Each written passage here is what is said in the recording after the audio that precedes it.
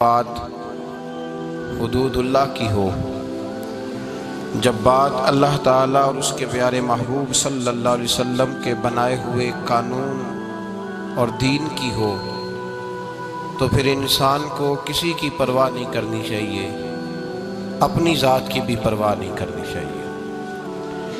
جب حدود اللہ کے نفاذ کا موقع آئے اور جب مسئلہ اللہ تبارک و تعالیٰ کے قانون کے ٹوٹنے کا آ جائے، تو پھر حکم شریعت یہ ہے کہ انسان اپنے آپ کو توڑ ڈالے، انسان رشتوں کو توڑ ڈالے، تعلقات کو توڑ ڈالے، لیکن اللہ کی حدوں کو وہ محفوظ کرے۔ جب بات حدود اللہ کی ہو، ہم معاشرے کے اندر جب نظر دوڑا کر کے دیکھتے ہیں تو بڑا سستا ہو گیا ہے دین کی حد کو توڑنا، بڑی آسانی کے ساتھ اور بڑی دیدہ دلیری کے ساتھ لوگ حدود اللہ کو پامال کرتے چلے جا رہے ہیں۔ مسئلہ طلاق کا ہو، مسئلہ سود کا ہو، مسئلہ حرام چیز کا ہو، مسئلہ بے پردگی کا ہو، مسئلہ اللہ تبارک و تعالیٰ کے دین کو نافذ کرنے کا ہو، ذاتیات پر بات آتی ہے، لوگ ہر حربہ استعمال کرتے ہیں، لیکن جس طرح خون مسلم بڑا ارزاں اور سستا ہے، اسی طرح بڑی آسانی کے ساتھ لوگ اللہ تبارک و تعالیٰ کی حدوں کے بارے میں بات کرنے لگتے ہیں۔ بڑی جلدی لوگ فکرے بولتے ہیں اور اس بات کے نزاکت کو نہیں جانتے، اس پہلو کی شدت کو نہیں جانتے کہ جب اللہ تبارک و تعالیٰ کی حدوں کو توڑا جاتا ہے تو پھر اللہ تبارک و تعالیٰ کی بے آواز لاٹھی اس طرح برستی ہے کہ انسان کا سکون، اس کی طمانینت، زندگی کا سارا حسن کھو جاتا ہے، اور انسان نہ صرف یہ کہ وہ معاذ اللہ خدا فراموش ہوتا ہے، وہ خود فراموش بھی ہو جاتا ہے۔ زندگی میں یاد رکھیں، کبھی بھی کسی موقع پر بھی اللہ کی حدوں کو نہیں توڑنا چاہیے۔ ہمارے معاشرے کے اندر پہلے لوگ طلاق دیتے ہیں، طلاق طلاق طلاق، 3 جملے طلاق کے بولتے ہیں، کہنے والے کہہ رہے ہیں کہ طلاق دی، اس کا پورا پس منظر ہے، جھگڑا رہتا تھا، لڑائی رہتی تھی، نافرمانی ہوتی تھی۔ خامد بھی بتلاتا ہے، جب اس سے پوچھا جاتا ہے تو وہ کہتا ہے بڑی دیر سے بد زبانی ہو رہی تھی۔ عورت کو پوچھا جاتا ہے تو وہ کہتی ہے بڑے پرانے ظلم کر رہا تھا۔ ایک پورے پس منظر کے پیچھے طلاق دی جا رہی ہے اور نام لے کر کے طلاق دی جا رہی ہے، پھر جا کر کے اسٹامپ فروش سے طلاق لکھوائی جاتی ہے، اس پر سائن ہوتے ہیں، پھر وہ پوسٹ کی جاتی ہے۔ جب اگلی جگہ پہنچ گئی، طلاق ہو گئی، اب برادری کے کچھ بڑے شامل ہو گئے اور شامل ہو کے کہنے لگے نہیں نہیں صلح ہونی چاہیے۔ صلح بھائی، جب 3 طلاقیں ہو گئی تو اب صلح کس بات کی؟ اب صلح کس بات کی؟ اب کبھی کسی جماعت سے فتویٰ پوچھا جائے گا، کبھی کسی جماعت سے فتویٰ پوچھا جائے گا، اللہ تبارک و تعالیٰ کی حدوں کو توڑا جائے گا۔ اور پھر بھئی بات تو یہ ہے کہ اگر یہ اتنا ہی ضروری تھا ان دونوں کا اکٹھے رہنا، اتنا ہی ضروری تھا، تو پھر کون سی ایسی نوبت آئی تھی کہ جس پر انہوں نے لفظ طلاق بول دیا؟ پھر کیوں ایسا معاملہ یہاں تک پہنچا کہ طلاق کا لفظ بول دیا گیا؟ اور پھر یہ بات بالکل درست ہے کہ نبی رحمت سید عالم صلی اللہ علیہ وسلم نے فرمایا ہے کہ طلاق ایک ایسی چیز ہے جو جائز تو ہے پر اللہ کو پسند نہیں۔ لیکن میرے بھائی، صحابہ کرام علیہم رضوان نے طلاقیں دی ہیں، خود نبی رحمت سید عالم صلی اللہ علیہ وسلم کی 2 شہزادیوں کو ابو لہب کے 2 بیٹوں نے طلاق دے دی تھی۔ اللہ کے محبوب علیہ السلام نے اس طلاق کو اللہ تبارک و تعالیٰ کی حکمت سمجھ کے قبول فرمایا، تو اللہ تعالیٰ نے مصطفیٰ کریم کو حضرت عثمان غنی جیسے داماد عطا فرمائے۔ اب اللہ تبارک و تعالیٰ کے حوالے کریں، اب اللہ کے سپرد کریں۔ اب وہاں اللہ تبارک و تعالیٰ کی حدوں کو توڑنا، وہاں اب کبھی ادھر سے فتویٰ لینا، کبھی ادھر سے فتویٰ لینا، ایک ایک ناجائز زندگی بسر کرنا، اپنے وجود پر ظلم کرنا، زیادتی کرنا۔ اللہ فرماتے ہیں قرآن مجید میں وَمَن يَتَعَدَّ حُدُودَ اللَّهِ، اگر تم اللہ کی حدوں کو توڑو گے، اگر تم اللہ کے بنائے ہوئے قوانین کو توڑو گے، اور جو کوئی ایسا کرے گا، جو کوئی اللہ کی حدوں کو توڑے گا اور جو کوئی اللہ کے بنائے ہوئے قوانین کو پامال کرے گا فَأُولَئِكَ هُمُ الظَّالِمُونَ، فرمایا یہ لوگ ظالم ہیں، یہ حد سے بڑھنے والے۔ اللہ تبارک و تعالیٰ دنیا میں بھی انہیں ظالموں جیسی بے سکونی دے گا، اور قیامت کے دن ظالموں جیسا انجام فرمائے گا ان لوگوں کا۔ اللہ تبارک و تعالیٰ کی حدوں کو لوگ توڑتے ہیں، طلاق کا معاملہ ہے، سود کا معاملہ ہے، ریاست کے صدر صاحب بول کر کے کہہ دیتے ہیں، لوگ جانتے نہیں کہ میں کتنی بڑی بات کر رہا ہوں، جانتے نہیں کہ کتنی بڑی بات کر رہا ہوں۔ اگر کسی صدر کو کہا جائے کہ تو پیے ہو گیا ہے، تو ایک معمولی آدمی ہو گیا، جا وہاں سے ہمارے لیے پانی لے کر کے آ، چائے لے کر کے آ، تو کہتا تم نے تو میری عزت کی حد توڑ دی، اتنی بڑی بات کر دی تم نے، حد توڑ دی، تمہیں سزا دی جائے گی۔ عدالت کے اندر اگر کوئی شخص ایسی بات کرتا ہے جو عدالت کے معیار کے خلاف ہے، اس پر توہین عدالت کا مقدمہ ہو جاتا ہے، اس کو سزا ہوتی ہے، اس کے بارے میں قانون موجود ہے۔ لیکن اگر ریاست کا صدر اٹھ کے کہے کہ علماء سر جوڑ کے بیٹھیں، بغیر سود کے کام نہیں چلتا، کوئی اس میں سے گنجائش نکالے، تو کوئی آدمی حرکت میں نہیں آتا، کوئی نہیں بولتا۔ اللہ تبارک و تعالیٰ کی حد کو سر عام پامال کیا جاتا ہے، بجٹ پیش ہوتا ہے قومی اسمبلی میں، اللہ تبارک و تعالیٰ کی دھرتی پر کھڑے ہو کر، اللہ تبارک و تعالیٰ کی بنائی ہوئی آسمان کے چھت کے نیچے کھڑے ہو کر ایک اسلامی ملک کی اسمبلی کے اندر یہ لفظ بولے جاتے ہیں کہ اس دفعہ ہم نے سود دینے کے لیے اتنا بجٹ رکھا ہے، اور سود دینے کے لیے ہم نے اتنا بجٹ بڑھا لیا ہے، اتنا روپیہ ملک کا ہم سود پر خرچ کریں گے۔ تم نے سوچا ہی نہیں، تم نے خیال ہی نہیں کیا کہ جب تم یہ لفظ بول رہے تھے تو تم اللہ تبارک و تعالیٰ کی حدوں کو پامال کر رہے تھے۔ تم نے سوچا ہی نہیں کہ رسول پاک سید عالم صلی اللہ علیہ وسلم نے باقی گناہوں کی سزا بیان کی ہے۔ اور جب سود کی باری آئی تو قرآن مجید نے کہا اگر تم نے سود نہ چھوڑا فَأْذَنُوا بِحَرْبٍ مِّنَ اللَّهِ وَرَسُولِهِ، پھر اللہ اور اس کے رسول سے جنگ کرنے کے لیے تیار ہو جاؤ، پھر اللہ رسول سے جنگ کرنے کے لیے، مقابلے کے لیے تیار۔ اتنا بڑا گناہ، اور اس پر سر عام لیکچر دیا جاتا ہے، اس پر گفتگو ہوتی ہے، اس کے روز دھندے ہوتے ہیں، سر عام کاروبار ہوتے ہیں، ہر بینک وہ کاروبار کرتا ہے، تجارتیں ہوتی ہیں، لوگ بینک سے لون لے کر، سود پر پیسے لے کر فیکٹریاں چلاتے ہیں، تجارت ہوتی ہے، سر عام لوگ اس کی دستاویزات لکھتے ہیں، اس پر باقاعدہ لوگوں کے معاہدات ہوتے۔ اللہ تبارک و تعالیٰ کی حدوں کو سر عام توڑا جاتا ہے۔ کوئی شخص اس کے ماتھے پر شکن نہیں آتی کہ بھائی ایک ایس ایچ او کا حکم اگر توڑ ڈالا جائے، ایس ایچ او کا حکم، تو حکم عدولی ہوتی ہے، وہ تیش میں آتا ہے، وہ ساری فورس لے کر کے پیچھے لگ جاتا ہے۔ بلکہ میں تو کہا کرتا ہوں کہ خامد صاحب جو اپنے گھر کے اندر ڈکٹیٹر لگے ہوئے ہیں، ان کا حکم اگر گھر میں توڑ دیا جائے، انہوں نے کہا تھا کہ آج میرے لیے گوشت پکایا جائے، لیکن گوشت نہیں پکا، دال پک گئی، تو ان کا حکم ٹوٹ گیا تو گھر میں زمین آسمان ایک کر دیا جاتا ہے۔ سر عام اللہ کا حکم ٹوٹتا ہے۔ ایسے احکامات جن پر شریعت اسلامیہ کی واضح اور بیان احکامات موجود ہیں، میرے نبی کریم صلی اللہ علیہ وسلم نے فرمایا ماں کے ساتھ زنا کرنے والا اتنا برا نہیں جتنا سود کا کام کرنے والا برا ہے، اتنا برا نہیں جتنا سود کا کام کرنے والا برا ہے۔ اس قدر بڑا گناہ۔ ربی رحمت سید عالم صلی اللہ علیہ وسلم نے فرمایا سود لینے والا، سود دینے والا، سود کی دستاویزات کو لکھنے والا، سود کے معاہدے میں گواہ بننے والا، سود کا جس کو پتہ چلے اور راضی ہونے والا، منع نہ کرنے والا، فرمایا یہ وہ سب لوگ ہیں جن پر خدا کی بھی لعنت ہے، فرشتوں کی بھی لعنت ہے، محمد مصطفیٰ کی بھی لعنت ہے۔ اتنا سخت حکم بیان کیا، لیکن لوگ ہیں کہ ڈھٹائی کے ساتھ وہ کام کرتے، اعلانیہ وہ کام کرتے، ایک عام آدمی سے لے کر ریاست کے سربراہان تک الا ماشاءاللہ دھندے میں ملوث ہوتے، اور لوگ ہیں کہ کیے جا رہے ہیں، حدود اللہ ہے کہ پامال ہو رہی ہے، اور سر عام۔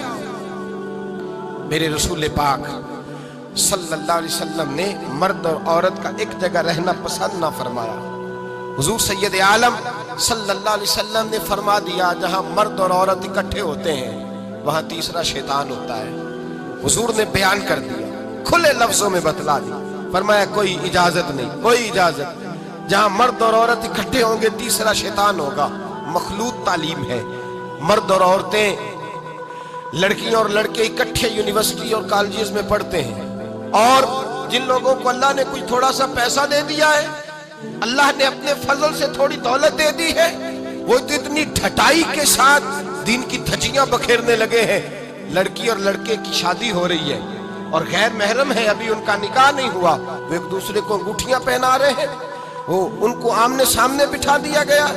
پھر اس کے بعد جب مہندی کی ظالمانہ رسم سامنے آتی ہے تو اسی میرج ہال کے اندر لڑکا اور لڑکی کو مہندی کے موقع پر اکٹھا بٹھایا ہے. باپ پتہ نہیں غیرت کہاں سو گئی، وہ بھی ناچ رہا ہے. بوڑھی ماں جس کا وقت آ گیا ہے قبر میں جانے کا، وہ بھی وہاں ناچ رہی ہے.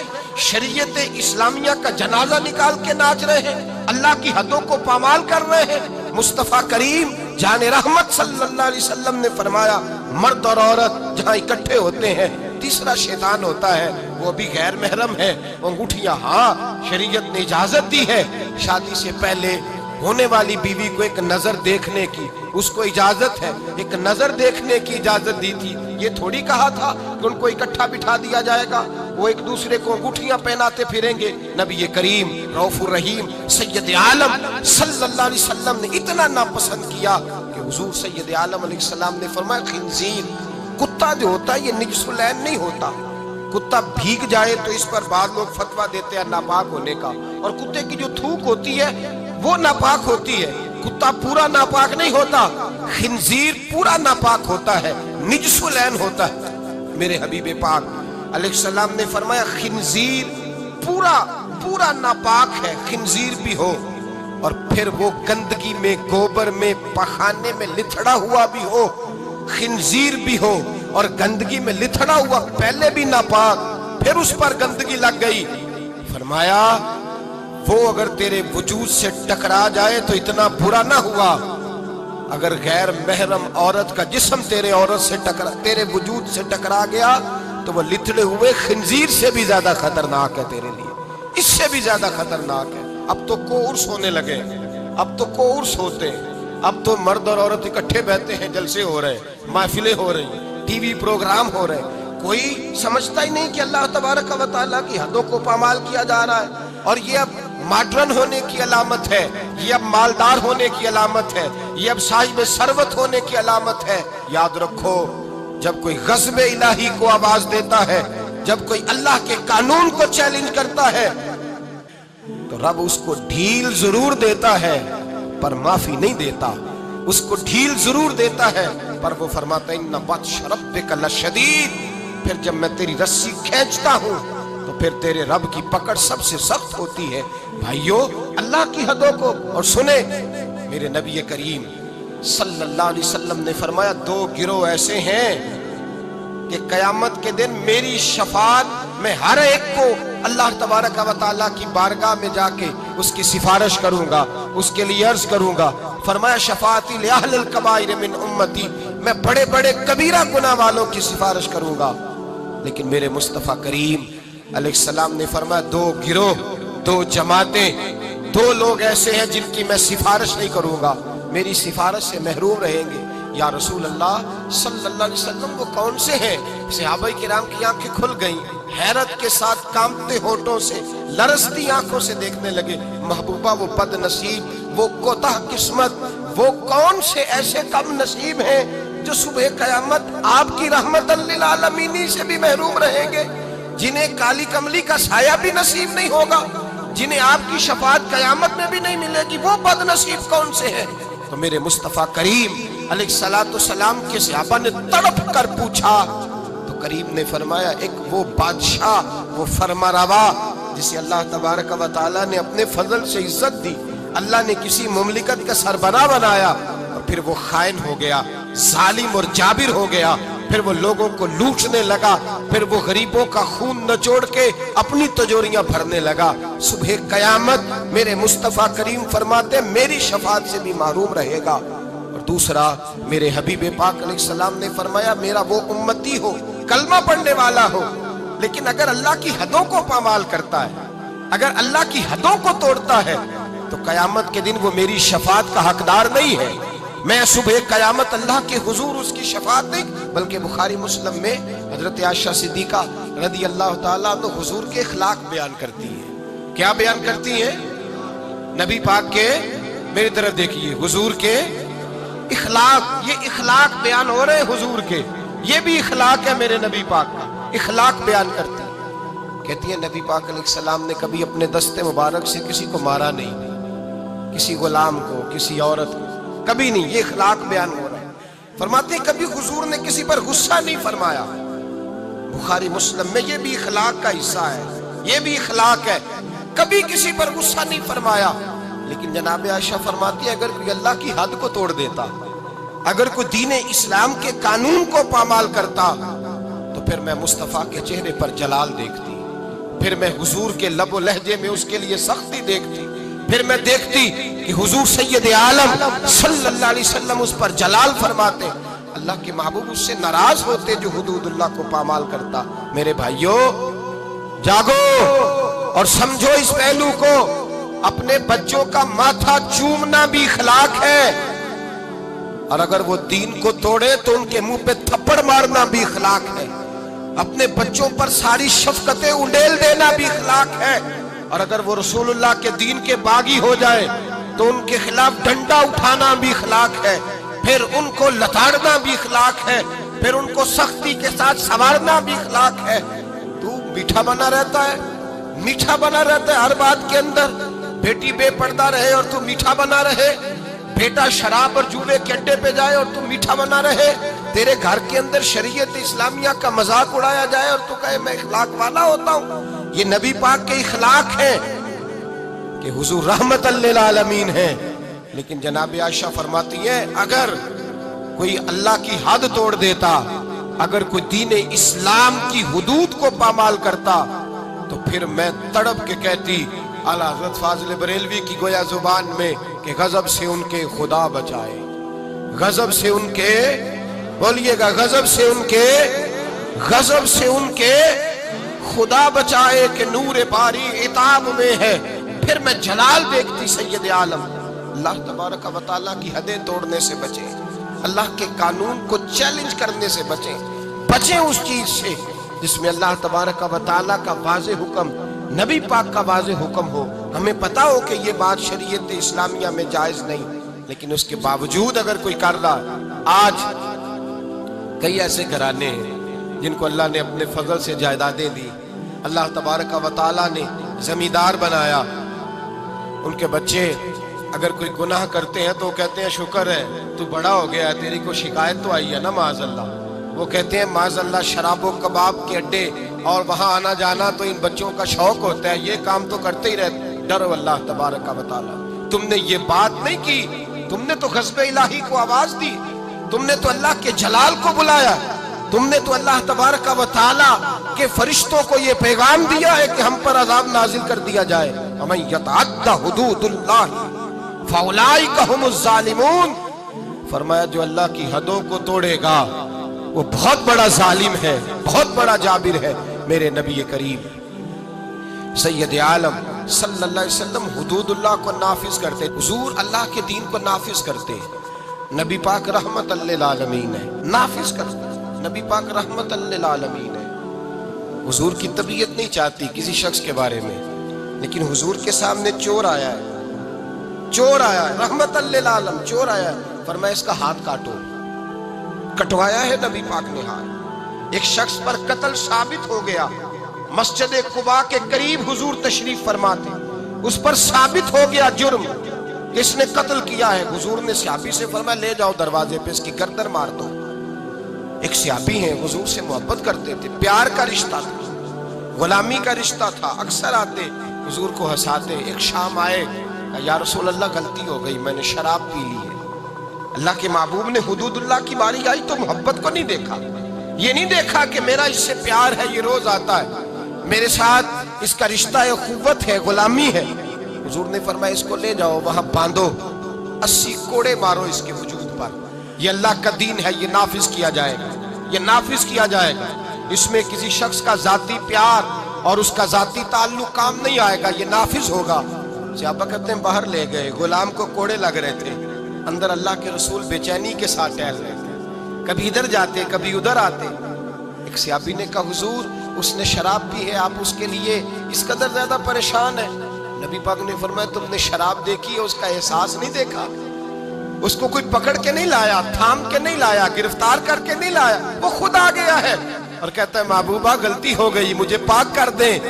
نبی پاک نے فرمایا غلطی ہو گئی ہے، میں نے اللہ کی حد نافذ کر دی ہے، لیکن یہ بھی حقیقت ہے کہ وہ خدا سے بھی پیار کرتا ہے اور محمد مصطفیٰ سے بھی پیار کرتا ہے، یہ بھی ایک حقیقت ہے، یہ بھی حقیقت ہے۔ لیکن حدود اللہ کو نافذ کیا۔ قبیلہ غامدیہ کی عورت آئی، اس نے کہا یا رسول اللہ میں گناہ کر بیٹھی ہوں، میرے پیٹ کے اندر ناجائز بچہ ہے، وہ روئی ہے، تڑپ رہی ہے، آنکھوں میں حضور نے فرمایا جاؤ بچہ پیدا ہونے پہ آنا۔ وہ گئی ہے، بچے کی ولادت پہ آئی، حضور نے فرمایا واپس جا، جب تیرا بچہ کھانا کھانے لگے تو آنا۔ بخاری شریف میں بالتفصیل روایت موجود ہے۔ صحابہ کہتے ہیں وہ دوبارہ لوٹی، بچہ 2 سال کا ہوا، بچے کے ہاتھ میں روٹی تھی، وہ آئی رو کے کہا حضور مجھے پاک کر دے، میرا گناہ مجھے سونے نہیں دیتا۔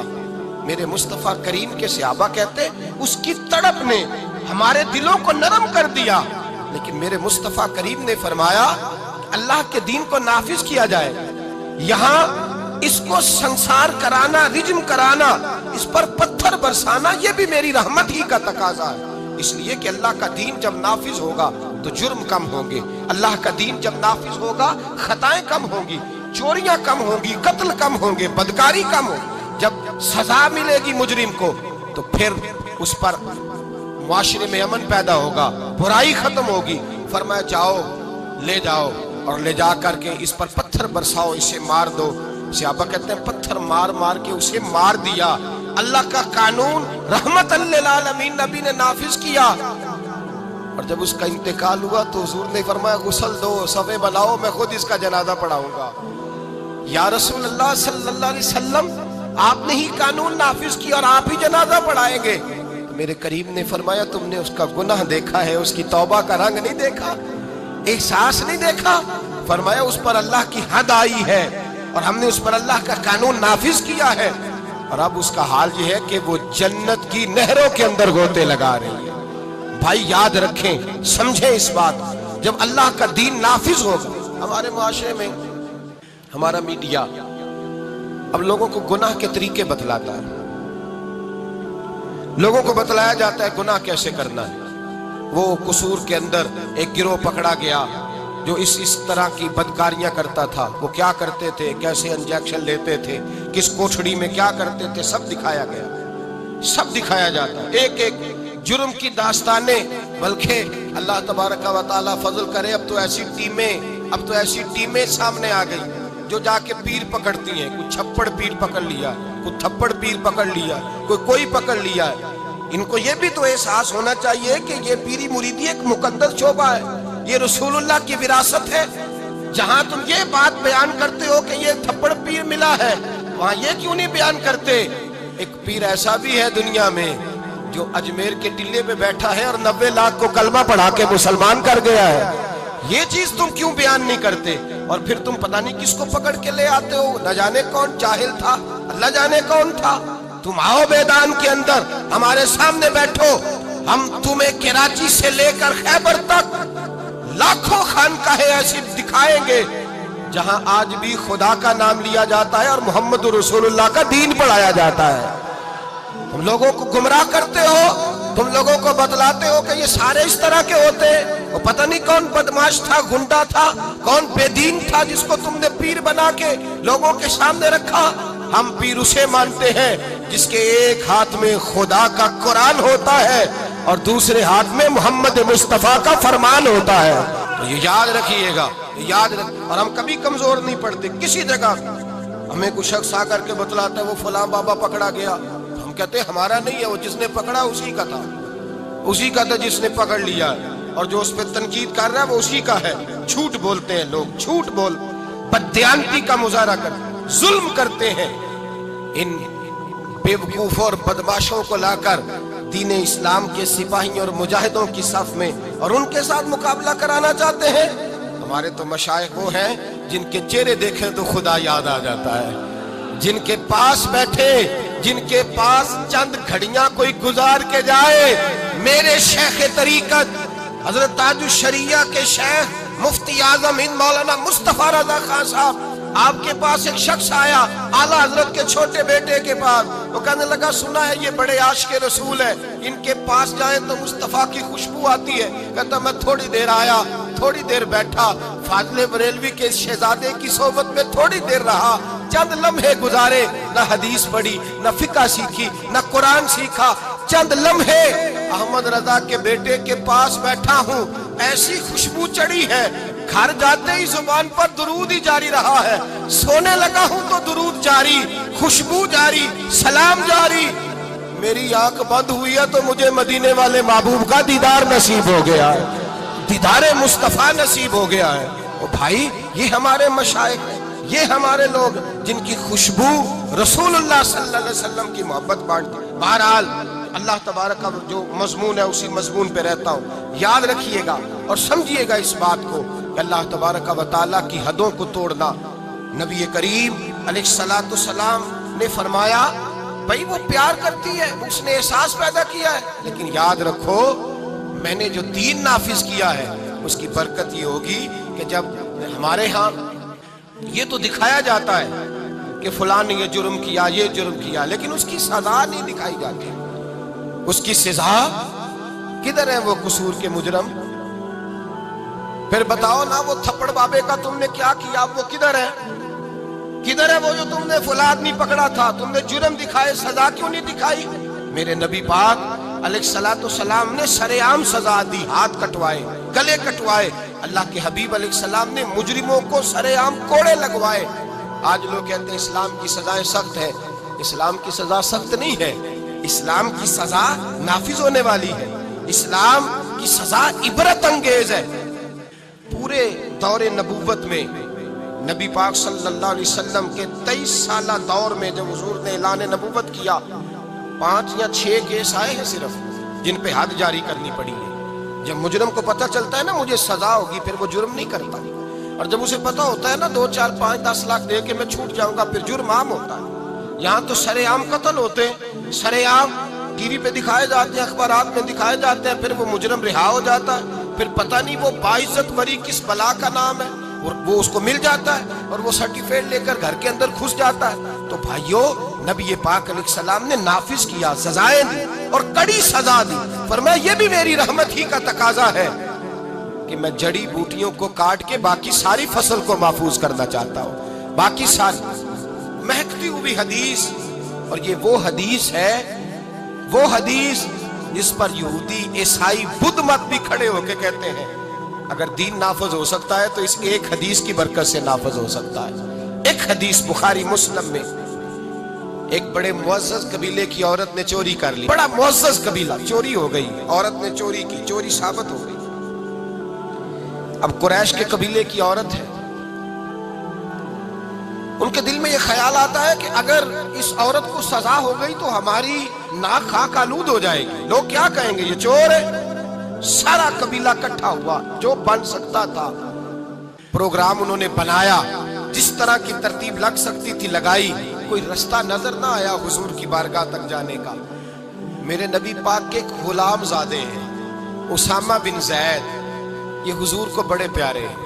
हजरत आयशा सिद्दीका कहती हैं ये छोटे से थे, हुजूर के गुलाम के बेटे, नाक बह रही थी, रीठ निकल रही थी। हुजूर ने फरमाया आयशा नाक साफ कर दो, तो कहती है मैं दाएं बाएं को कपड़ा को रुमाल देखने लगी तो हुजूर खुद उठ खड़े हुए और नबी पाक ने दस्ते मुबारक से उनका नाक साफ कर दिया। हुजूर ने बड़ा प्यार किया, फरमाया ये उसामा मुझे बड़ा प्यारा है। नबी पाक ने फरमाया ये लड़की होता तो मैं इसे जेवर पहनाता, मैं इसके लिए बहुत सारी चीजें खरीद के लाता। हुजूर मोहब्बत करते, जनाब उसामा से प्यार करते, गुलामी का रिश्ता था।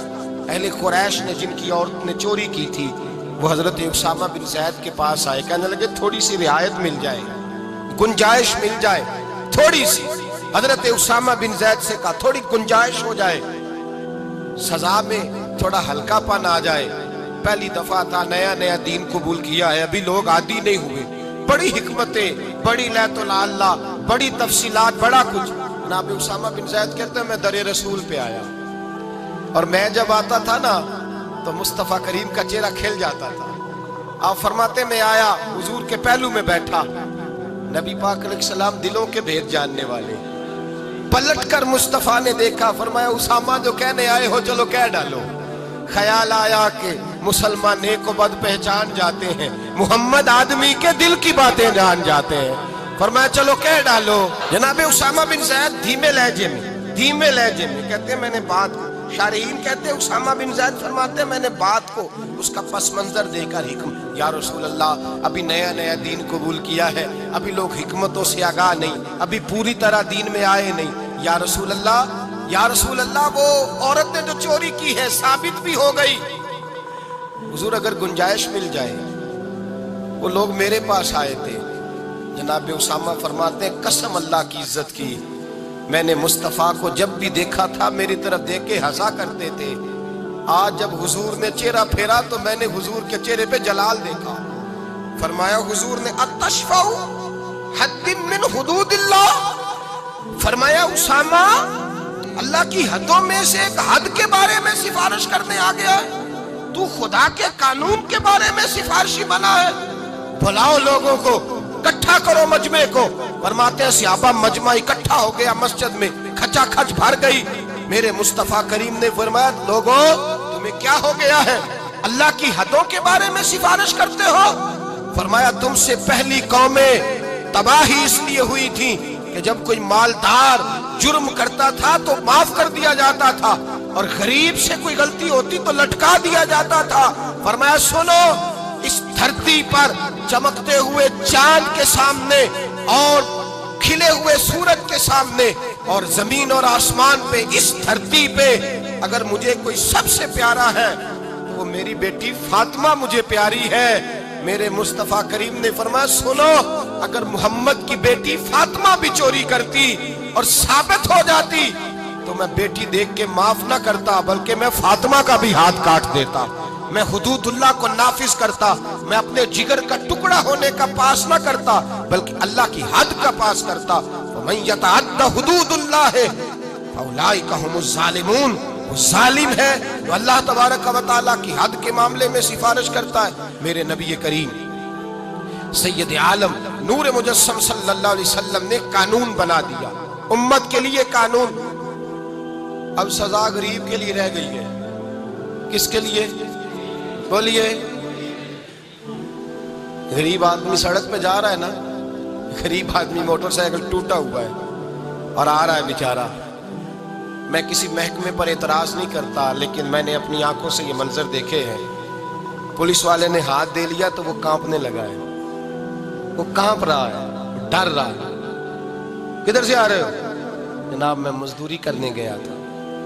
تو وہ فلاں چیز کدھر ہے، کارڈ کدھر ہے، وہ فلانی چیز، اس کو نظر آ رہا ہے یہ غریب ہے، یہ چور نہیں، یہ ڈاکو نہیں، بلکہ اگر میرا جملہ سخت نہ ہو تو جو بڑے بڑے ڈاکو ہیں ان کی تو پولیس بندوقیں لے کے حفاظت کرتی پھرتی ہے، ان کے تو ڈاکوؤں کے تو پیچھے لگی ہوئی محافظ بنی ہوئی ہے ان کی۔ غریبوں پر سارا ظلم ہوتا ہے، اور امیر وہ دندناتا پھرتا ہے، وہ روز قانون توڑتا ہے، وہ قانون کو جیب میں رکھتا ہے، اس کی بغل میں ہوتا ہے قانون، چھوٹے آدمی کو پریشان کیا جاتا ہے، لیکن بڑے آدمی کو آزادی ملتی ہے۔ حضرت عمر فاروق رضی اللہ تعالیٰ عنہ کے زمانے میں حضرت عمر بن عاص رضی اللہ تعالیٰ عنہ نے مصر فتح کیا، فاتح مصر ہوئے، جد و جہد کے ساتھ فتح کیا، مصر فتح ہو گیا تو حضرت سیدنا عمر فاروق نے حضرت عمر بن عاص کو وہاں کا گورنر بنا دیا۔ گورنر صاحب کے بیٹے تھے محمد بن عمر ان کا نام تھا، انہوں نے ایک عام مصری عام آدمی کے ساتھ گھوڑا دوڑایا کہ جس کا گھوڑا کامیاب ہو جائے گا اس کو انعام ملے گا، گھوڑا دوڑایا، اب وہ عام آدمی کا گھوڑا جیت گیا، گورنر صاحب کے بیٹے کا گھوڑا ہار گیا، اب اس کے لیے شور ہوا، لوگوں نے واہ واہ کی، بلے بلے ہوئی، نعرے لگے، انعام ملا۔ جب وہاں سے نکلے تو وہ گورنر صاحب کا بیٹا جو بگڑ گیا تھا اس نے درہ لیا، उस आम मिस्री के बेटे को कोने में खड़े करके उसके वजूद पे दुर्रे बरसाए, मार मार के लहू लुहान कर दिया। बेटा तड़पता हुआ बाप के पास आया, गरीब का बेटा तड़पा, उसने कपड़ा हटाया तो लहू निकलने लगा। कहने लगा अब्बा जी मुझ पर जुल्म सिर्फ इसलिए हुआ है कि मेरे बाप के मुरब्बे कोई नहीं, मुझ पर ज्यादती इसलिए हुई है कि मेरे बाप का बैंक बैलेंस कोई नहीं, इसलिए ज्यादती हुई है कि मेरा बाप कोई सियासी कद काठ नहीं रखता। अब्बा जी देखिए ना मेरी पुश्त जख्मों से भर गई, मेरी गलती ये है कि मैं गरीब का बेटा हूँ, उसने इसलिए मारा है कि वो गवर्नर का बेटा है। बाप ने कहा बेटे चुप कर जा, ये जुल्म का दौर नहीं, ये उमर का दौर है, ये ज्यादती का दौर नहीं, ये अदल का दौर है, ये रसूलुल्लाह के गुलामों का दौर है। इस दौर में जुल्म नहीं होते। बैठ घोड़े की पुश्त पे। 2-3 दिन लगे तो मदीने आए, और जब मदीने आकर के उस बाप ने अपने बेटे की पुश्त से कपड़ा उठाया तो फारूक आजम जैसे दलेर रो पड़े। पहले सजदे में गए, कहने लगे खुदावंदा मुझे माफ कर दे, मेरे दौर के अंदर ये काम हो गया, ऐ अल्लाह मुझे माफ कर दे, मुझसे दरगुजर फरमा। फिर फरमाया जाओ अमर बिन आस को भी लाओ, उसके बेटे को भी लाओ। दोनों को लाया गया। हजरत फारूक आजम रज़ी अल्लाह ताला अन्हु ने भरे मजमे में उस बिगड़े हुए बेटे को कहा तूने इसलिए मारा है कि इसका बाप गरीब था, तेरा बाप गवर्नर है ना, वो खड़ा है सामने, वो फौजों वाला गवर्नर वो खड़ा है। उस गरीब मिस्री के बेटे से कहा दुर्रे उठा, और जितने इसने तेरे वजूद पे मारे थे उतने ही तू भी इसके वजूद पे मार, और ये तू तेरा तो बाप मौजूद नहीं था, इसका सामने खड़ा है। दुर्रे बरसाए, चीखें निकली, और मस्जिद नबवी के सहन के अंदर लोगों ने ये मंजर देखा। फिर हजरत उमर फारूक ने पलट कर देखा अमर बिन आस की जानिब, फरमाया अमर गवर्नरी का लिबास उतार ले, जाट टाट का लिबास पहनकर ऊंटों का रेवड़ चराया कर। लोग कहने लगे हुजूर अमर बिन आस की गलती क्या है, उनको सजा क्यों मिल रही है? आप फरमाने लगे अमर बिन आस के बेटे के दिल में ख्याल कैसे आया कि ये गवर्नर का बेटा है? इसके दिल में ख्याल कैसे आया? इसके घर में बात हुई होगी ना कि तू गवर्नर का बेटा है, इसके दिल में बात हुई होगी ना कि तू चौधरी का बेटा है। बाकी कमी होते हैं, इसके दिल में बात डाली किसने कि तू अमीर है, बाकी नीच होते हैं, ये पैगाम दिया किसने?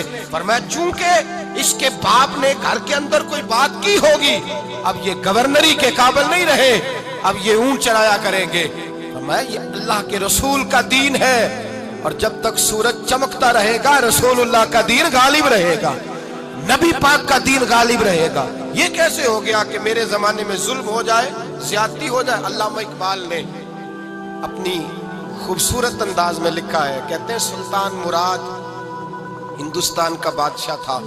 इकबाल ने लिखा है, इकबाल कहते हैं उसने एक मिस्त्री को बुलाया मस्जिद बनाने के लिए, कहा इस तरह की बनाना मेरा दिल खुश हो जाए।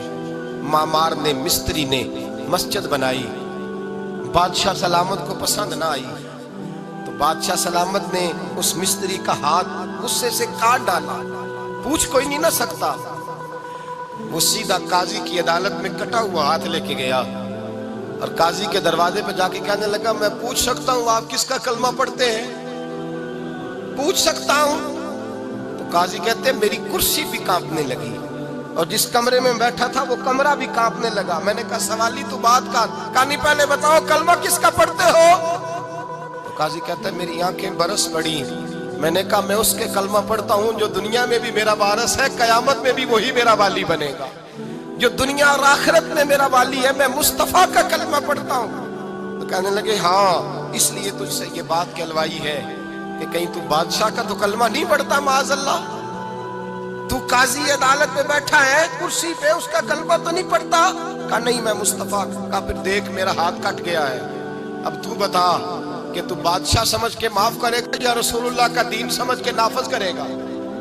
डॉक्टर इकबाल कहते हैं वो काजी ने हुक्म जारी किया कि फौरन बादशाह को बुलाया जाए। हिंदुस्तान का फरमा रवा पैगाम गया तो कांपता हुआ आया, काजी ने सामने खड़ा किया, एक तरफ बादशाह और एक तरफ वो मामूली मामार मिस्त्री काम करने वाला। तो काजी गर्जदार आवाज में कहने लगे बादशाह तू बता, इसका खून सुर्ख है तो तेरा सुर्ख नहीं? اس کے بازو پہ گوشت ہے تو تیرے بازو پہ نہیں، اسے درد ہوتا ہے تو تجھے نہیں ہوتا، یہ تو نے کیا حرکت کی؟ بادشاہ کی گردن جھک گئی۔ قاضی کہنے لگے پکڑو اس کو باہر لے جاؤ اور اس کا بازو کاٹ دو، اس کا بازو کاٹ دو۔ ڈاکٹر اقبال کہتے ہیں جہاں کانپ رہا تھا سارا کچھ، وہاں خوشی کے شادیانے بجنے لگے۔ قاضی کہنے لگا اس کا بازو کاٹو اور اس کو بتاؤ امیر غریب کا فرق اتنی دیر ہوتا ہے جتنی دیر بندہ مسلمان نہیں ہوتا، اور جب کوئی رسول اللہ کا غلام ہو جاتا ہے پھر سارے برابر ہو جایا کرتے ہیں۔ بندہ ہو صاحب ہو محتاج و غنی ایک ہوئے، تیری سرکار میں پہنچے تو سبھی ایک ہوئے، تیری سرکار میں پہنچے تو سبھی ایک ہوئے۔ اور اپنی ملت پر قیاس اقوام مغرب سے نہ کر، خاص ہے ترکیب میں قوم رسول ہاشمی، لے جاؤ کاٹو اس کا بازو۔ اقبال کہتے ہیں جب باہر لے جایا گیا بادشاہ کو تو بادشاہ نے گردن جھکائی۔ مستری کہنے لگا تو نے گردن کیوں جھکا دی ہے، اب کیا ہوا؟ تو بادشاہ سلطان مراد آنکھ کھول کے کہنے لگا بھول گیا تھا، غلطی ہو گئی تھی، بادشاہی کے تکبر میں آیا تھا، وہ جو تیرا ہاتھ کاٹا ہے وہ تکبر سے کٹ گیا ہے، اور یہ جو گردن میں نے جھکا دی ہے یہ میں نے اپنے نبی کے دین کی حد کے نیچے جھکا دی ہے، حضور کے قانون کے نیچے جھکا دی ہے، یہاں سزا لوں گا وہاں شرمندہ نہیں ہونا چاہتا۔ اس مستری نے بڑھ کے سینے سے لگا لیا اور کہنے لگا قاضی صاحب میں نے معاف کیا، مجھے پتا چل گیا ہے کہ مسلمان بادشاہوں کا کلمہ نہیں پڑھتے، محمد عربی کا کلمہ پڑھتے ہیں، رسول اللہ کا کلمہ پڑھتے ہیں، اور جب تک مسلمان نبی پاک کا کلمہ پڑھیں گے کوئی اللہ کی حدوں کو نہیں توڑے گا، کوئی دین کو پامال نہیں کرے گا، کسی کے اندر طاقت پیدا نہیں ہوگی کہ وہ دین کی حد کو توڑ سکے۔ حضرت جناب سیدنا محمود غزنوی رحمت اللہ تعالی علیہ بیٹھے ہیں اپنے دربار میں، ایک غریب عورت تڑپتی روتی ہوئی آئی، ماں بلکتی ہوئی آئی اور آگے کہنے لگی بادشاہ ذرا مجھ غریبنی کی فریاد بھی سن۔ بادشاہ نے کہا جلدی سے بلاؤ، کہیں اس کی چیخیں کوئی زلزلہ برپا نہ کر دیں۔ قریب آئے، کیا بات ہے؟ کہنے لگی کوئی شاہی خاندان کا نوجوان ہے، میں بیوہ عورت ہوں، ہندو مذہب سے تعلق رکھتی ہوں، میری 4 بیٹیاں ہیں، کوئی بادشاہ کوئی شاہی خاندان کا نوجوان ہے، سپاہیوں سمیت آتا ہے، شراب کے مٹکے لاتا ہے، میرے گھر میں گھستا ہے، میرے پاس اور تو کوئی شے نہیں، ایک عزت ہی ہے۔ جب وہ جوان بیٹی کی طرف دیکھتا ہے تو میں سوچتی ہوں اب دنیا میں بچا کیا ہے۔ بادشاہ میں بڑی مشکل سے تجھ تک پہنچی ہوں، میں اگرچہ ہندو ہوں پر میری فریاد رسی کون کرے گا؟ سلطان محمود غزنوی کہنے لگے تو جا، اور میں نے اپنے سارے سپہ سالاروں کو سپاہیوں کو حکم دے دیا ہے آئندہ جب تو آئے گی تو تجھے رات کا وقت بھی میرا دربار کھلا ملے گا، جیسے ہی وہ تیرے گھر آئے فوراً پہنچ جانا، آ کے اطلاع دینا۔ رات کا سناٹا، وہ غریبنی پھر تڑپتی ہوئی چیختی ہوئی آئی، بادشاہ ذرا جلدی کر غریب کی عزت لوٹ نہ جائے، ذرا جلدی نکل، دیکھنا کوئی سرمایہ آج ختم نہ ہو جائے۔ بادشاہ خود اٹھے، تلوار پکڑی، گھر میں گئے، دیا جل رہا تھا، دیا بجھایا، اب بادشاہ نے اللہ اکبر کہا، اور شاہ میں زرق برق نوجوان کی گردن پر جب بادشاہ نے تلوار ماری، لڑک کر کے گردن دور گری، پھر ہندوستان کا فرما روا سجدے میں گرا، کہنے لگا اے اللہ تیرا شکر ہے، اے اللہ تیرا شکر ہے، اے اللہ تیرا شکر ہے۔ پھر بادشاہ نے کہا پانی تو لاؤ، دیا تو جلاؤ، پانی لایا گیا، کہا روٹی تو لاؤ، خشک روٹی کے چند ٹکڑے بادشاہ نے کھائے، 1 گلاس پانی کا، 2 گلاس پانی کے، 4 گلاس پانی، 2 جگ بادشاہ پانی کے پی گیا، اور پھر روتا ہوا جب اٹھا تو بی بی کہنے لگی بادشاہ تیرا شکریہ، پر مجھے سمجھ نہیں آئی اس رنگ کی، دیا کیوں بجھایا ہے، سجدہ کیوں کیا ہے، پانی کیوں مانگا ہے؟ تو بادشاہ کہنے لگا بی بی بس تیرا کام ہو گیا تو چھوڑ۔ کہنے لگی ذرا بتا تو صحیح، تجھے واسطہ اس رسول کا جس کا تو نے دین نافذ کیا ہے، اور جس کے کہنے پر تو نے غریبنی کا کام آج اس کی عزت کو لٹنے سے بتا تو صحیح۔ تو بادشاہ کہنے لگا ایک کی بہن ہے، اور یہ جو تیرے گھر آیا تھا یہ اسی ایک بہن کا بیٹا ہے اور اکلوتا بیٹا ہے، تحقیق کی تو پتا چلا میرا اپنا بھانجا یہ ظلم کر رہا ہے، میں نے قسم کھائی تھی کہ جب تک تجھے انصاف نہیں ملے گا نہ روٹی کھاؤں گا نہ پانی پیوں گا۔ آج 3 دن سے حلق خشک ہے، اس لیے کہ مصطفیٰ کا دین نافذ کرنا ہے، اس لیے کہ حدود اللہ کو قائم کرنا ہے۔ فرمایا آج جب میں نے دیا گل کیا، آج چراغ بجھایا تو اس لیے کہ جب بھانجے کو ماروں تو کہیں بہن کی صورت سامنے نہ آ جائے۔ یہ انصاف ہے، یہ بے انصاف ہوتا ہے۔ یہ وہ انصاف ہے جو نہیں دیکھتا کہ سامنے کیا ہے، اس کی آواز نہیں ہوتی، دھڑکن نہیں ہوتی، یہ تلوار چلتی ہے تو لحاظ نہیں کرتی، اس لیے دیا بجھایا تھا۔ اور سجدہ شکر اس لیے ادا کیا ہے کہ اے اللہ تیرا شکر ہے، میں نے تیرے رسول کا دین نافذ کر دیا ہے۔ یہ بات کہہ کر کے سلطان محمود غزنوی کہنے لگے پانی پیا ہے، اس لیے کہ اس دن کا پیاسا ہوں جس دن تو فریاد لے کے آئی، خشک روٹی اس لیے کھائی ہے، اس دن کا بھوکا ہوں جس دن تو پھر روتے ہوئے۔